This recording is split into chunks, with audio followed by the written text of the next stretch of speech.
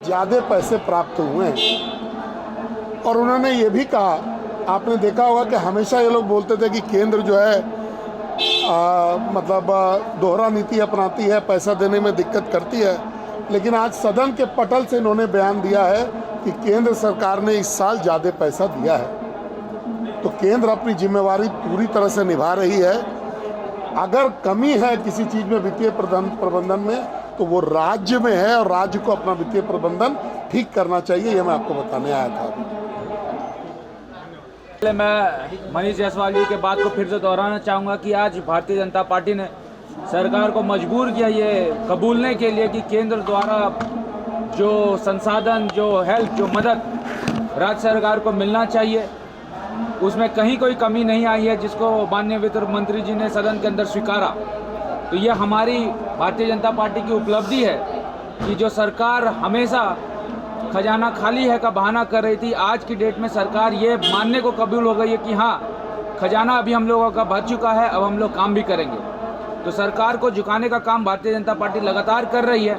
लेकिन 2-3 मुद्दों को लेकर सरकार को जवाब देना चाहिए था कि क्या राजकोषीय घाटा इस सरकार में बढ़ा है, क्या राजकीय घाटा इस सरकार में बढ़ा है। अगर दोनों फिस्कल डेफिसिट और रेवेन्यू डेफिसिट इस सरकार में बढ़ा है तो सरकार इस डेफिसिट को कम करने के लिए क्या क्या कदम उठा रही है, और आने वाले दिन में कुप्रबंधन जिस पे सरकार ने हम लोगों को झोंक दिया है, इस राज्य को झोंक दिया, उसको ठीक करने के लिए सरकार क्या क्या कदम उठा रही है, ये भी सरकार को स्पष्ट करना चाहिए, जो सरकार ने स्पष्ट नहीं किया।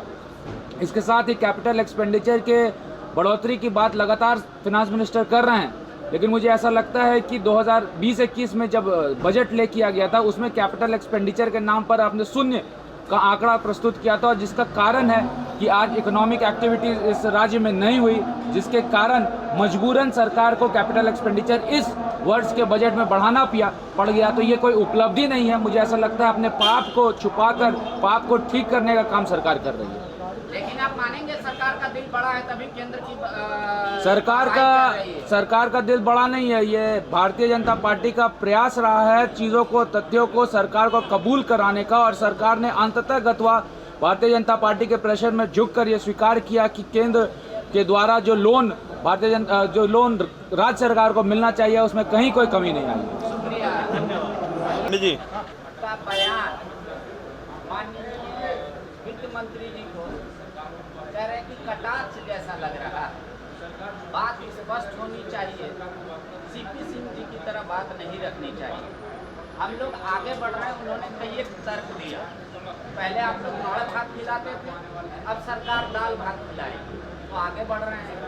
उन्होंने कहा कि गाँव में सबसे ज़्यादा बीमारी गंदे पानी से है, आज तक नहीं सुधरा। हम प्यूरीफायर दे रहे हैं, वाटर प्यूरीफायर आंगनबाड़ी। तो ये सब आपको नहीं लग रहा वाकई में वर्तमान सरकार बेहद अच्छा काम कर रही है? देखो, जिस बजट का जो पेश किया गया बजट अभिभाषण पर ही हमने आज इस राज्य का पक्ष रखा है, और जो चीज़ें बजट में मुझे दिखाई दिया, मैंने उन्हीं बातों को तत्व रूप से रखा। खासकर गवर्नमेंट की ये योजना जिस पर हमारे वित्त मंत्री जी को शायद अच्छा ना लगा हो, लेकिन ये दाल खिलाने के लिए होना चाहिए, दाल कटोरा में सजना चाहिए। मैंने यही बात कहा कि 30 ग्राम दाल दोपहर किस रूप से 4 बच्चों के बीच में, माँ बाप 4 बच्चे या परिवार के 5 लोग मिलकर किस रूप से खाएंगे, थोड़ा व्याख्यान करने की इच्छा व्यक्त की थी। दाल देंगे, अच्छी बात है, ये आगे अच्छी बात होगी कि पौष्टिक आहार, प्रोटीन लोगों को मिले, लेकिन उतनी दाल दीजिए जिससे पूरा घर समा जाए, घर के लोग इस आहार को ले पाएँ। केवल नाम लिखाने के लिए अगर आप ये दे रहे हैं तो गरीब के साथ मजाक कर रहे हैं। सर, एक बड़े अधिकारी, ये सारी चीज़ें मैंने कहा कि गवर्नमेंट के इसके ऊपर होता है, दायित्व के ऊपर होता है कि राज्य का सर्वोच्च सदन चल रहा हो, अगर विभाग के पदाधिकारी इससे इतर रखते हैं, इससे इसको महत्व कितना देते हैं, वो चीज़ें दिख रही है। जो आपकी पार्टी बार बार उठा रही है, जो आम लोग उठा रहे हैं कि खतियान आधारित, मैंने आज रोजगार पर ही मैंने फोकस किया। मैंने यही कहा कि जो बजट आपने लाया, बजट का 16% हिस्सा आपने यहाँ के सरकारी नौकरियों के लिए रखा है। राज्य में 3.5 लाख सरकारी नौकरी खाली है। अगर सरकार की पिछले एक वित्तीय वर्ष बीत गया जिसको इन्होंने नियुक्ति वर्ष कहा था। अब नई वर्ष में भी इनकी नियुक्ति देने की कोई योजना नहीं है। सरकारी 3.5 लाख रिक्तियों को भरने की कोई योजना नहीं। अगर ये योजना रहती तो बजट में ही प्रतिलक्षित होता, और ये बजट अगर 3.5 लाख पद भरने का रहता तो 48% बजट का हिस्सा उस वेतन के लिए चिन्हित होता। आपको बजट कहीं से नहीं बाहर नहीं भाई, ये राज्य की जनता के लिए होना चाहिए, राज्य के लिए उपयोगी होना चाहिए। राज्य के लिए जो प्रस्ताव ला रहे हैं उसमें ठहरता हुआ दिखना चाहिए। एक कॉमन आदमी, मैं किसी ये गोष्ठी से आया हुआ विचार नहीं, मैं साधारण एक गरीब से गरीब आदमी भी ये सोचता है, अपने परिवार के हित की सोचता है। एक महिला घर चलाती है, वो भी हित की सोचती है, और उनकी योजना होती है कि मैं आज क्या खाऊंगा, कल क्या खाऊंगा, घर कैसे बनाऊंगा, बच्चों को शादी कैसे दूंगा, पढ़ाऊंगा क्या। एक साधारण से साधारण व्यक्ति सोचता है। उस तरह की सोच गवर्नमेंट इतने पदाधिकारियों के साथ भी नहीं सोच पा रही है। अभी बीच में एक चर्चा आई कि कफन बांट रहे हैं, गवर्नमेंट ने कहा कि कफन बांटेंगे। मैंने तो ये कहा कि कफन मात्र मृत्यु के बाद वो एक चादर को नहीं, दृष्टिकोण मेरा दृष्टिकोण वो चादर के लिए नहीं है। मैं वो नहीं सोचता, मैं ये सोचता हूँ इस कफन से, यदि आप बच्चों को नहीं पढ़ा रहे हैं, बच्चे कुपोषित हो रहे हैं, स्वास्थ्य बेहतर सुविधा नहीं है, वो भी एक तरह से यहाँ के लोगों को कफन पहनाना जैसा है। वो देर से परिणाम देता है, उसका परिणाम विलंब से आएगा, लेकिन निश्चित रूप से उसका भविष्य को अंधकार बना देगा।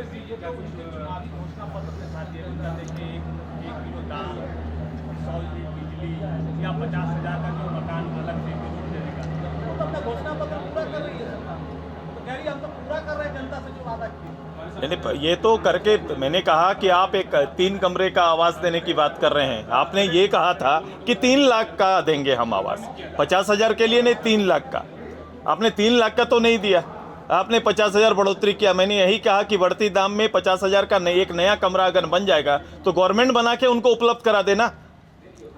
जिस महंगाई के दौर में एक 30 का आवास बनाना मुश्किल हो रहा है। मैंने तो उनसे ये कहना चाह रहा था कि राज्य भर में अभी जनता दरबार लगा, जनता दरबार में जितने आवेदन आए हैं उन आवेदन का निष्पादन कहाँ है, उतने आवास जितने डिमांड में हैं वो कहाँ इस लिस्ट में शामिल हैं क्या?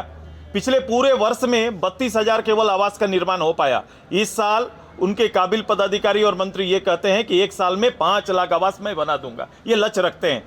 तो पूरा मिथ्या लक्ष्य और ये कागज का पूरा केवल बनाया हुआ एक कॉपी, एक किताब को केवल पढ़ देना मात्र इस राज्य की जिम्मेदारी नहीं होती। हर विषय पर राज्य की जिम्मेदारी के लिए उसके तर्क के आधार पर, यहाँ के लोगों की आवश्यकता के आधार पर जिम्मेदारी को बजटीय व्यवस्था में तय करना चाहिए। सुधीर जी, झारखंड को पिछड़ा राज्य कहा जाता है, ऐसे में बजट में एजुकेशन में सिर्फ 13.54% की जगह दी गई है। 2 साल से पढ़ाई नहीं हुआ। कम से कम बीपीएल के बच्चे जो गांव के स्कूल में पढ़ते हैं, 2 साल से स्कूल पाठ्यक्रम का दर्शन नहीं हो पाया। हमारा घंटी आधारित गांव में पढ़ाई नहीं जाता है। कभी भी मैथ, इंग्लिश, साइंस जैसे सब्जेक्ट पर पढ़ाया गांव में देखने को नहीं मिलेगा, क्योंकि उसके टीचर नहीं है। ऐसी अवस्था में 2 साल तक स्कूल नहीं जाना, किताब से दूर रखना, ये पीढ़ी आगे जाएगी। ये पास के सिस्टम से मैट्रिक तो कर लेंगे, आगे की भी पढ़ाई पढ़ सकते हैं, लेकिन ये कभी भी उस योग्यता को नहीं पाएंगे जिस योग्यता से कंपटीशन में जाकर ये किसी नौकरी को हासिल कर पाएंगे।